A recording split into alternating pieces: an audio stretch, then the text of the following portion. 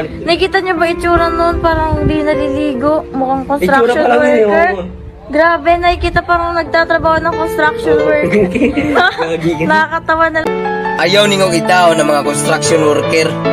Kay wa mo kabalo kung isa lang gigian. Uy, nananar na sila. Sige ko nitong pala, bali-bali ng balas, sige pasan ng kabilya. Pero baliwala na nasa ilaha. Ang importante, mapakaon og sakto ang ilang pamilya. Construction worker?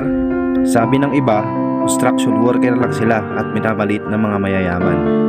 Pag may bagong itatayo na building, sila ay nakatuod sa laki, design, taas at higit sa lahat, ganda ng itatayo nila. Sino bang mga construction worker? Sila lang naman po yung nakatapos ng elementarya at high school na may mababang uri ng pamumuhay kung ituring ng ilan. Sila yung nagtatrabaho sa ilalim ng tirik na araw o sa matataas